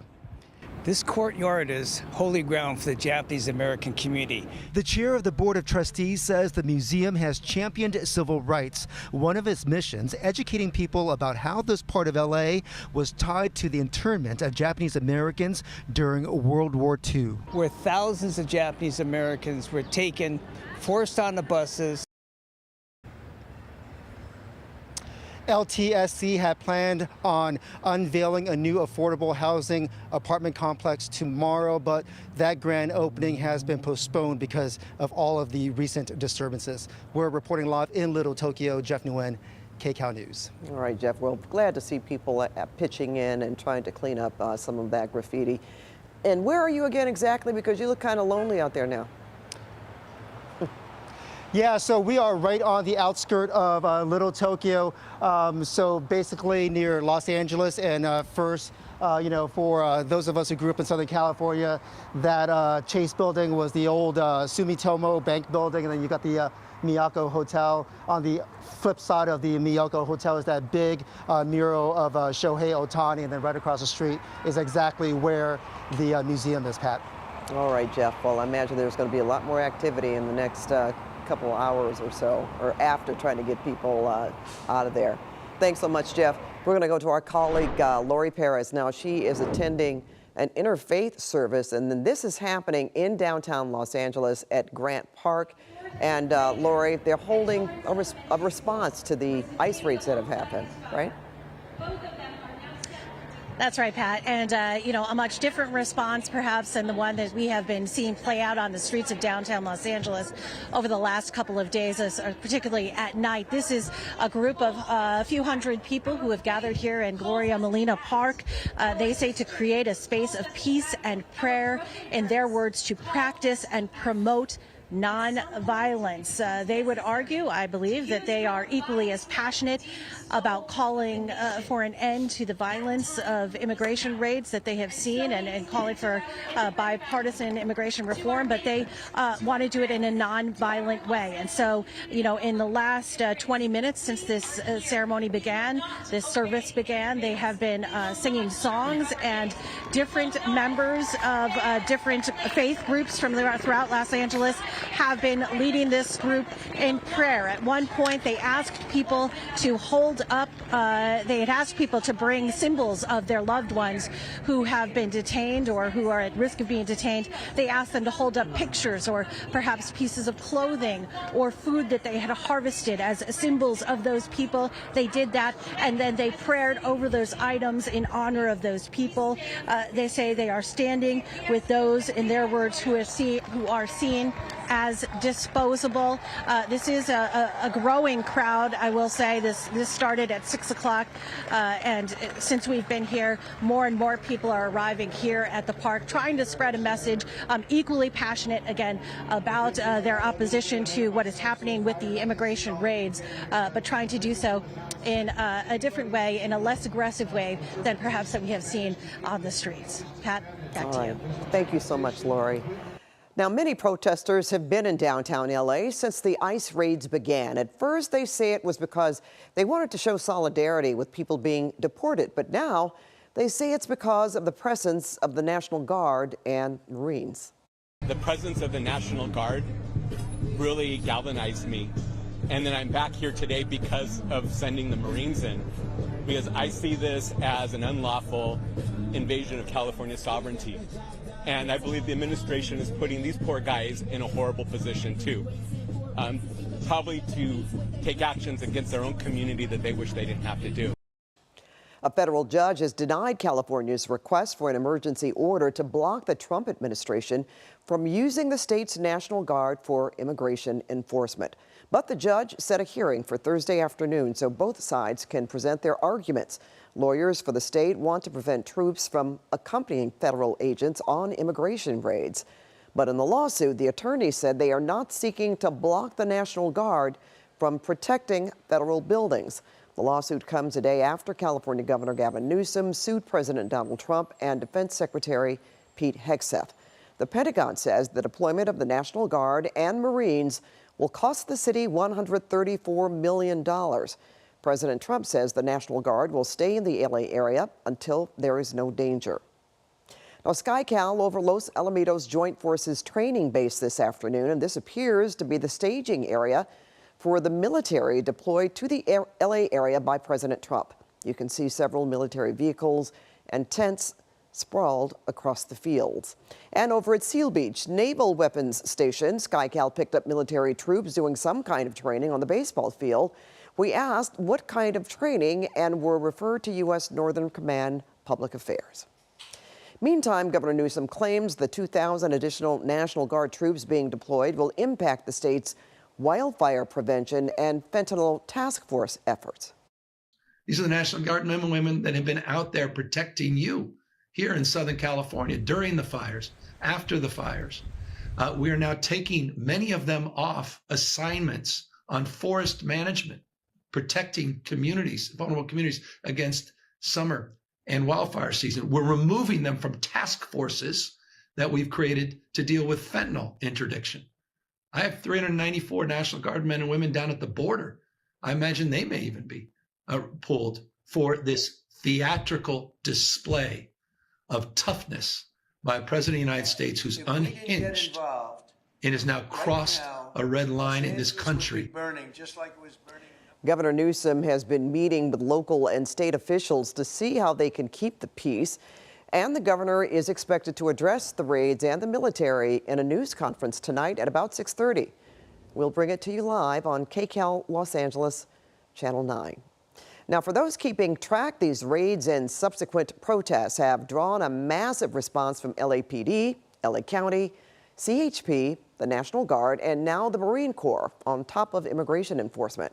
LAPD Chief Jim McDonnell sat down with CBS News this afternoon in regards to the president's claim that the military is here to keep the peace. McDonnell says it is unnecessary and, frankly, not true. We don't need the National Guard, and they're not here to help us right now. They're here to facilitate what the federal agencies are doing on the immigration front. And why do you worry about having the Marines here? Because we don't know what their mission is. It's not clearly defined for us at this point. Our role here is, like I said, very different. It's to restore order on the streets of Los Angeles, in that very small part of Los Angeles that is impacted, and we have a protocol for that with our mutual aid partners. Photos from ICE posted today show National Guard troops protecting immigration agents as they made arrests around Southern California. Now, LA County supervisors voted today to take action in response to immigration raids. They passed a motion directing the county's Office of Immigration Affairs to immediately work with community-based groups to assess any gaps in the county's rapid response network. The directive also calls on Immigration Affairs to connect affected residents with critical services, including mental health and workforce support. All right, now back to our breaking news. SkyCal live over downtown LA for a fifth evening of protests over immigration raids. We see protesters on the move there. Let's check back in on SkyCal and our Mike Rogers. Yeah, hey Pat, so we're monitoring this. They are on Hope Street, and this is, one of the reasons that the mayor wanted to do the curfew across the whole city, because these guys have made quite a significant amount, or covered quite a significant amount of ground, rather, I should say. They've also made it down to Hope Street, which is coming up on Crypto.com Arena, the LA Live area, which they were last night. The group, as we have been watching, as we have been saying throughout the majority of this afternoon, has been peaceful. We have seen, small instances, as you saw in Tom Waite's live shot, where they were tagging the wall there. We have seen some mini bikes join in on this as well, but large in a way, the group is just marching. They've got flags, they've got signs, they're marching through the streets. We haven't seen a lot of problems. LAPD has been monitoring this from the air. I have not seen a lot of officers on the ground keeping any kind of eye on this, but they are paying attention to this very closely with one of their LAPD helicopters. There's also a CHP fixed wing that has been up in the air for a very, very long time, high up like 8,000 feet, monitoring the situation as well. So everyone's got eyes on this. At the moment, they remain peaceful, but as we now know, the curfew begins at 8 p.m. This area will be under that curfew, so these protesters have about an hour and a half before they would face arrest for being in a curfew area past that said curfew, Pat. So again, they are marching down the street here in the area of Hope Street and about 11th. So we'll continue to monitor where their progress is, but no real rhyme or reason. They've gone in a couple of circles. They've gone up towards the 110. They've come back down. And as I mentioned, we are getting kind of close to the Crypto.com Arena and LA Live area. Okay, and that's going to be interesting how, if they're going to close portions of freeway, how people are going to get out as well. We want to thank you for watching KCAL News at 6 on CBS Los Angeles. Our coverage of the protests will continue on KCAL Los Angeles Channel 9 right now. For our Channel 2 viewers, the CBS Evening News is next, and anchor Maurice Dubois is here in LA covering the protests. Right now, KCAL's Michelle Gili shows us the cleanup and the consequences for those demonstrators.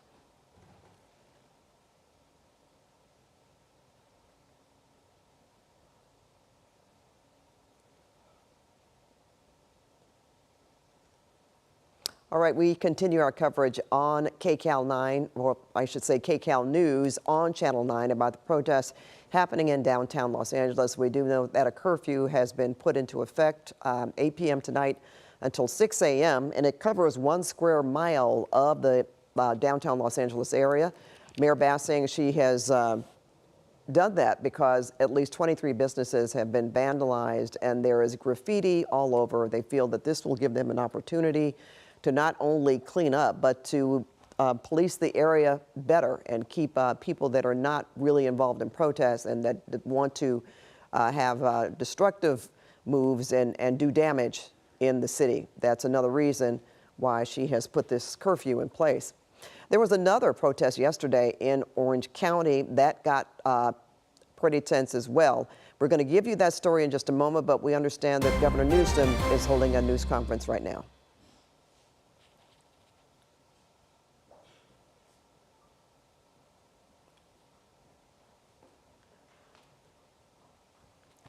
Okay, we are working on the audio. Not sure if that's on the governor's end, but we're working to get that production up and running for you so you can listen in. We certainly will have excerpts of what the governor has said, but we're efforting to get the audio working so we can hear Governor Newsom's speech. We do know that he did file a lawsuit to block President Trump from deploying the National Guard, but that order was blocked by a federal judge. So we're not exactly sure what this press conference is about, but we are trying to bring that to you very shortly. This, of course, comes on top of the news from Mayor Bass that a curfew has been imposed in 1 square mile of the downtown Los Angeles area. All right, we're taking a chopper shot from SkyCal and this particular street. I'm going to bring in Mike Rogers to tell us where this is. And again, Mike, if we could just talk about how people are going to leave the area when they're going to shut down a portion of the freeway. Yeah, they're supposed to be leaving the area. I mean, there's a number of surface streets they could get out and get through to, and hopefully that'll be done. And Pat, you can see where we're at, where those graffiti towers are that are still there. That was so problematic for downtown Los Angeles. So we are getting close to the area here near LA Live. There you see Crypto.com right to the left there. So that's where they're walking right now. Peacock Theater is in this area, Crypto.com Arena. So they are pushing through here and really extending kind of the boundaries of the downtown LA area. I mean, when this protest, this march started, they were up near the City Hall area, near the 101 freeway where Jeff Nguyen was, near Union Station. So then they started to do this march, and they have covered a significant amount of ground. And at this point, they have not they've not tried to do anything with this. Law enforcement has not, I should say. Law enforcement has not made any attempts to break this up. They've not made any attempts to push them in any kind of direction. I would assume at this point they're just going to kind of let that curfew take place and then make a decision one way or another how they want to handle it from there. Obviously, I would expect our local law enforcement to do this the way that they typically do when we have curfews and an unlawful assembly type situations, where they'll give people plenty of warnings and try to get them to get out of the area, and then eventually you'll see arrests. The difference tonight, though, is law enforcement will be able to stop anyone in the downtown LA area after 8 p.m. and verify that they have a legitimate reason to be there. They don't need necessarily probable cause to make that stop. They don't need to give unlawful assembly orders. They don't need to give dispersal orders after that 8 p.m. So it really allows law enforcement to say, hey, you're here, you shouldn't be, get out, go away. Otherwise, you will go to jail. And if they don't, then they will be arrested. So, Pat, we're still waiting for that press conference from Governor Newsom. It does appear it's on his end.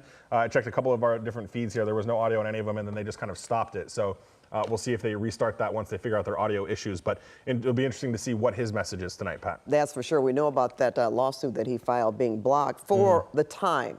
I believe the judge didn't say this was indefinite, but not right now. He was not going to agree to what Governor Newsom and Attorney General Bonta asked for in that lawsuit, to block the militarization from President Trump. And they want to do oral arguments. The judge wants to hear oral arguments from the two sides. Okay, but right now we're going to go to our Lori Perez. She is at a faith gathering, an interfaith gathering in downtown Los Angeles, where they are holding a vigil. They're having prayers in response to the ICE raids. And it looks like they still have speakers, Lori. They do, Pat. And in fact, I just heard the woman behind me right now calling for a prayer for all those people who are detained. Additionally, just a few minutes ago, I heard them making the announcement about that curfew, letting the crowd know here that was in place, and advising them about what that means for people who are here in downtown Los Angeles. I will, remark once again, this is the image perhaps that most people hoped that the protests would be over the past few days. This is a group of hundreds of people continuing to grow, a group of people who are hosted by the Archdiocese's Immigration Task Force and other interfaith leaders and community leaders from throughout the city and the county. They, in their words, oh, yep, and I think you can see the Mayor Bass is up here right now. I wonder if we can hear. Hold on.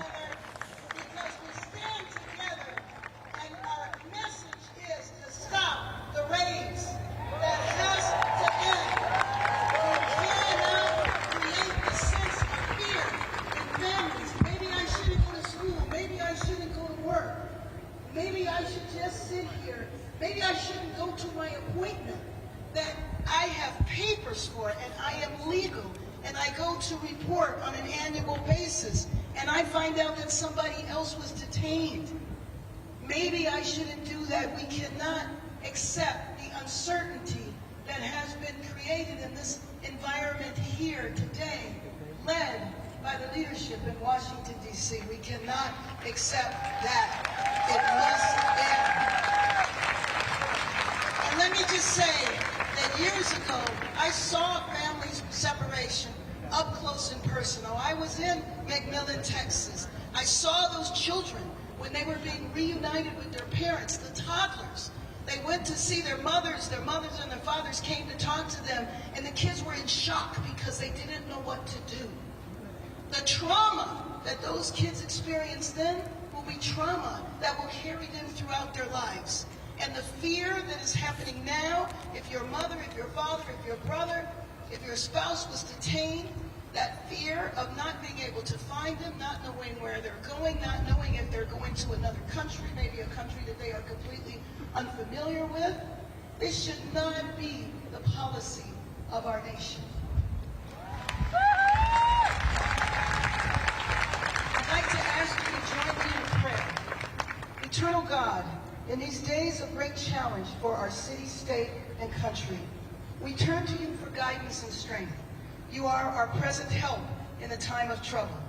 We pray for our city and neighboring cities as we face an unprecedented moment to obey the law of the land while protecting the lives of Angelenos who seek to earn an honest living, educate and care for their young, and live in peace and freedom. A city of many peoples is our Los Angeles. Many religions, traditions, from many places, many languages and backgrounds to live together, a marvelous mosaic where even our differences are part of our strength. We value the worth and dignity of every person.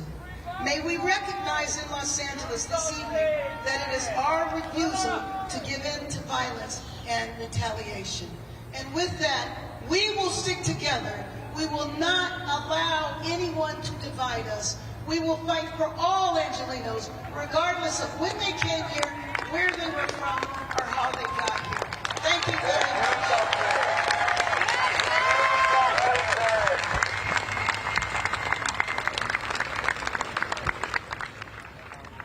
Thank you very much. Okay, so you heard there from Mayor Bass leading this crowd in prayer, asking them for the prayers of the families who, in her words, are living in fear, afraid to go to school and appointments and work, saying they should not do that. And again, reiterating her call for an end to the raids. This is a crowd here. Something's happening behind me, I'm not quite sure, but this is a crowd here again that they say they are here to promote nonviolence, and they are hoping for nonviolence and peace on the streets even as these protests continue. We are live in Gloria Molina Park. I'm Lori Perez, back to you. All right, thanks so much, Lori. Obviously, quite a few things going on in downtown Los Angeles this evening, because as we are turning from Lori's interfaith service coverage at Gloria Molina Park, we are now in another part of downtown Los Angeles where protesters are still on the march. This is a live picture that you're looking at from KCAL. And Mike, this is a different area. You know, I know you pointed out before, those were those towers, the abandoned apartment buildings, right, that had all of that graffiti on them. Yeah, it is, and they're still on the move. Oh, we have that press conference. Watchdogs that could hold him accountable for corruption and fraud. He's declared a war on culture, on history, on science, on knowledge itself. Databases, quite literally, are vanishing. He's delegitimizing news organizations, and he's assaulting the First Amendment. And the threat of defunding them, at threat, he's dictating what universities themselves can teach. He's targeting law firms and the judicial branch that are the foundations of an orderly and civil society. He's calling for a sitting governor to be arrested for no other reason than to, in his own words, for getting elected. And we all know this Saturday, he's ordering our American heroes, the United States military, and forcing them to put on a vulgar display to celebrate his birthday, just as other failed dictators have done in the past. Look, this isn't just about protests here in Los Angeles. When Donald Trump sought blanket authority to commandeer the National Guard, he made that order apply to every state in this nation. This is about all of us. This is about you. California may be first, but it clearly will not end here. Other states are next. Democracy is next. Democracy is under assault before our eyes. This moment we have feared has arrived. He's taking a wrecking ball to our founding fathers' historic project. 3 co-equal branches of independent government. There are no longer any checks and balances. Congress is nowhere to be found. Speaker Johnson has completely abdicated that responsibility. The rule of law has increasingly been given way to the rule of Don. The founding fathers, they didn't live and die to see this kind of moment. It's time for all of us to stand up. Justice Brandeis, you said it best. In a democracy, the most important office, with all due respect, Mr. President, is not the presidency, and it's certainly not governor. The most important office is office of citizen.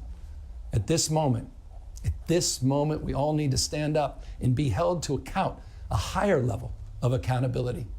If you exercise your First Amendment rights, please, please do it peacefully. I know many of you are feeling deep anxiety, stress, and fear, but I want you to know that you are the antidote to that fear and that anxiety. What Donald Trump wants most is your fealty, your silence to be complicit in this moment. Do not give in to him. All right, we were listening to a press conference from Governor Newsom there, and for the most part, he was certainly letting his feelings be known about President Trump, saying California is first, but it will not end. Democracy is under assault. The rule of law has given way to the rule of Don. He has asked people to exercise their First Amendment rights, but do it peacefully. And with that, that ends our coverage at this hour on the ICE raids in downtown Los Angeles. Thanks for watching KCAL News, and our live coverage will continue of the protests over the raids. We'll see you back here at 8 o'clock this evening. In the meantime, remember that curfew takes an effect for 1 square mile of the downtown area. In the meantime, have a good night.